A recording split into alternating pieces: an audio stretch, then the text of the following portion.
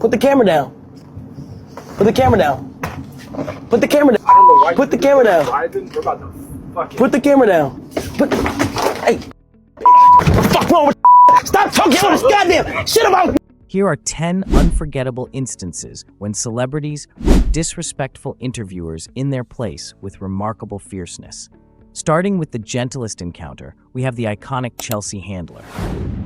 In March 2014, Chelsea Handler turned the tables on Piers Morgan, giving him a taste of his own behavior.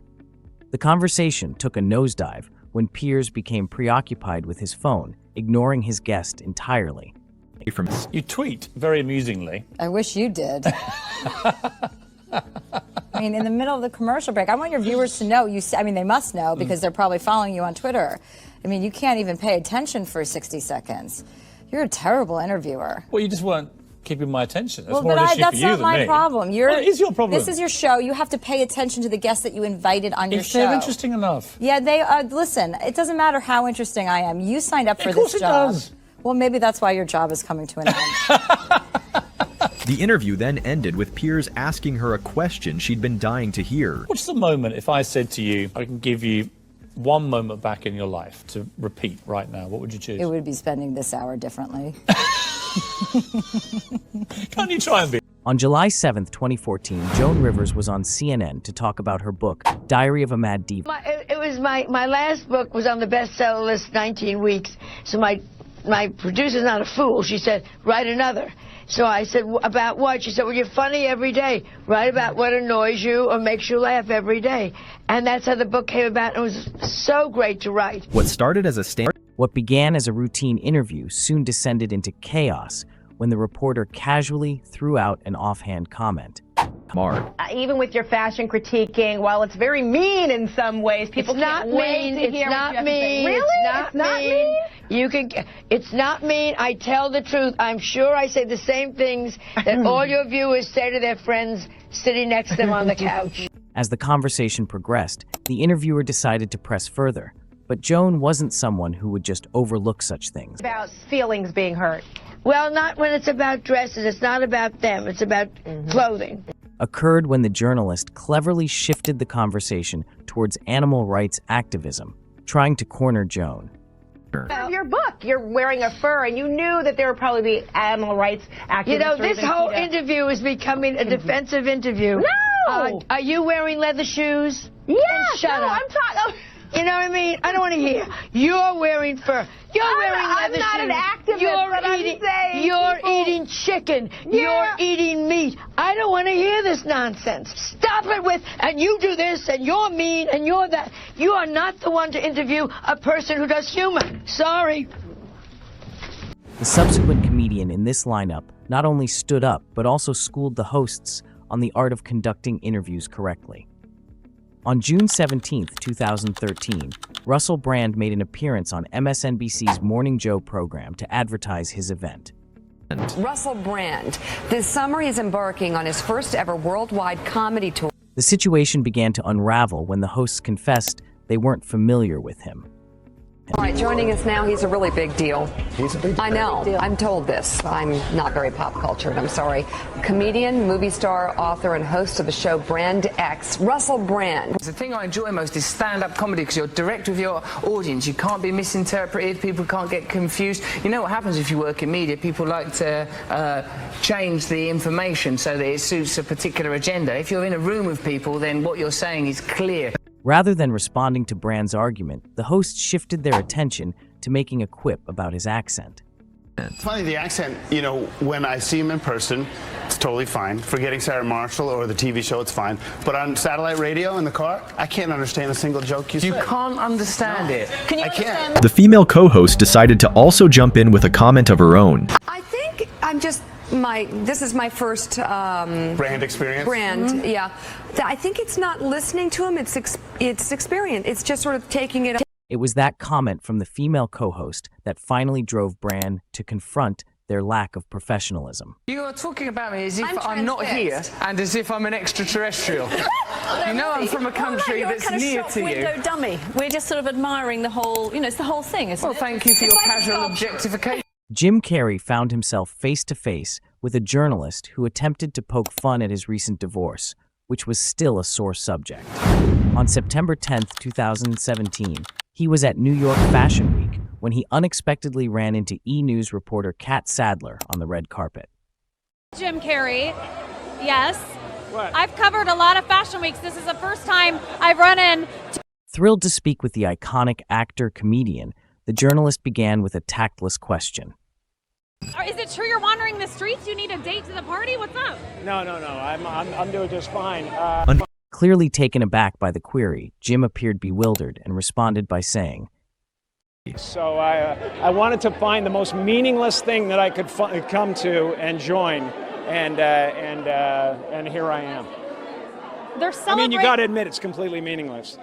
Well, they say they're celebrating icons inside. Celebrating Do you believe icons, in boy, that is just the absolute lowest aiming, possibility that we could come up with. It's like icons. Do you believe? Trying to salvage the conversation, she attempted to shift the tone. You don't believe certain icons have the power to make change, to think differently, to be bold, to inspire others? Artistry? Then Carrey finished it off with an iconic and unforgettable line. On the good foot. Ha! Yeah. You showed it. Nevertheless, the situation never spiraled quite as dramatically as it did on April 14, 2015, when Bill Burr stopped by Fox's morning show to talk about his animated series, F is for Family. Bill Burr, welcome to Good Day New York. How are you? Thank you for having me. Well, the show is so funny. I'm just, is it based on your real life, or is it, Yeah, no, it's definitely based on my... During a routine appearance on Fox's morning show in April 2015, where Bill Burr was there to discuss his animated series, F is for Family, the conversation quickly spiraled in a different direction. Barely 2 minutes into the segment, the female host unexpectedly challenged him regarding some of his previous comedic material. So your Christian background is part of the show, or at Yes, least and two I wanted episodes. to talk to you about Jesus after this. Well, the only reason why I bring it up is some people thought maybe you went a little too far. As far as what? Well, they thought that maybe you were being disrespectful to the Christian religion. Who did? In classic Bill style, he stood his ground, flipped the script, seized the opportunity, and completely took charge of the exchange with the host. I mean, we did maybe 2 jokes about that? Yeah, exactly. Don't you think the Catholic Church went a little too far? More so than my cartoon. All right, listen. A couple of jokes. I know this is a morning show. You can't bring up all... This wasn't Bill's first rodeo with boundary pushers.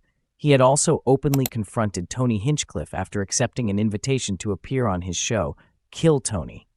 Tony Hinchcliffe made a name for himself by mocking and embarrassing others for a laugh and his own benefit. Initially, Bill appeared to be having a good time, arriving with his characteristic charisma and sharp humor. However, it quickly became evident that he hadn't entirely grasped what he was in for, until one particular comedian stepped onto the stage and simply threw in a compliment. Just compliment someone, put it in the context of a joke, and an idiot will make a fool of himself. Bill quickly realized that Tony had a knack for leading newcomers straight into defeat. But it's 1 minute now, and let's just put an end to this, shall we? Oh, thank you. Yeah, but didn't you kind of him with the music on the way up? Like, he's gonna suck. You put it in everybody's mood. It's like, can you give him a chance? Yeah. This is brutal. Is this gonna be an hour of this? I don't want to do this to people. Horrible. Nobody can be funny in a minute. It's stupid. Oh no! The subsequent incident features a renowned comedian whose reaction led to the abrupt ending of an interview in 2007. During Jerry Seinfeld's promotional tour for his latest film, he had an encounter with the iconic Larry King. Instead of concentrating on the movie, Larry appeared obsessed with talking about how Jerry's iconic sitcom, Seinfeld, concluded. 180 episodes. You gave it up, right? I did. They didn't cancel you. You canceled them. This odd remark shocked and insulted Jerry. You're not aware of this? No, I'm asking you. You think I got canceled? Are you under the impression that I got canceled? Have I hurt you, Jerry? I thought that was pretty well documented. Is this still CNN? Don't most shows go down a little? Most people do also. But, yeah, no, I went off the air. I was the #1 show on television, Larry. You were Do you know In 2016, Jerry was thrust into the public eye again when a CBC interviewer tried to stir up racial controversy related to his career.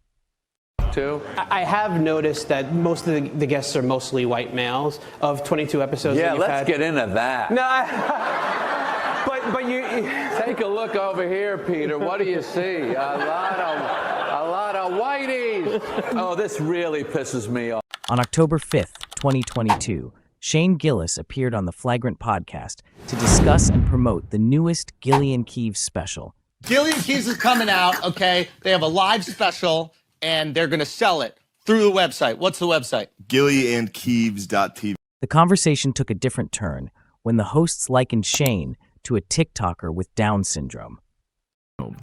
Bro, Shane actually has been working out, dude. This is Yo! Let's see it. Hold on. That's crazy. Oh my God. Bro, you look good. Is this from West? With Shane having family members who have Down syndrome, he wasn't amused by the joke. I don't think that's funny. But, yeah, I see that. I see what. The hosts only made things worse by playing yet another clip featuring someone with Down syndrome dancing to a TikTok video. And that was the final straw for Shane. Son, my guy's nice. By the way, that's wow. These guys are awesome. Yeah. They're having fun. Yeah. For you guys to sit here and be like, wait a minute. Let's bring it up and mock them. That's dude. That's a dude. By using them as an insult. That wasn't the sole instance of Schultz provoking outrage during a later show. Schultz escalated matters by making fun of his co-host and dear friend Akashi's heritage directly in front of him. Bro, nobody milks wheelchairs on a plane like Indians, bro, and it's goddamn annoying. It takes twice as long to get on a airplane if there's Indians there because every Indian over 45 pretends they're 300 years old. There are those who believe that Schultz frequently goes too far, supposedly in the name of humor, and this incident began to make his viewers sit up and pay attention. Come on, buddy. Come on. Calm down. Yeah, when do we play beer pong? No, You want a piece of me? No. This leads us to the last tale, a narrative that sparked debate, with some people supporting the comedian while others stood by the interviewer. At the 2022 Vanity Fair Oscars afterparty, a reporter caught Tiffany Haddish off guard with an unexpected question. You do a little costume change? This comment left the actress momentarily speechless, but she quickly responded with assertiveness. I'm not wearing a costume. I'm wearing Dolce & Gabbana. It's called an evening gown, darling. This is not, no one's paying me for this. I paid for it. It's custom. Thank you. Realizing the blunder, the journalist tried to mend the situation, yet Tiffany wasn't done responding. Time of death for me right now. You look gorgeous. This is not an acting gig. This is my life. This what fame look like. This what success look like. This what money look like. This what it look like. It's what it. If you're eager for more, be sure to subscribe because the upcoming one is going to be even more exciting. Thanks for tuning in, and I'll see you in the next episode.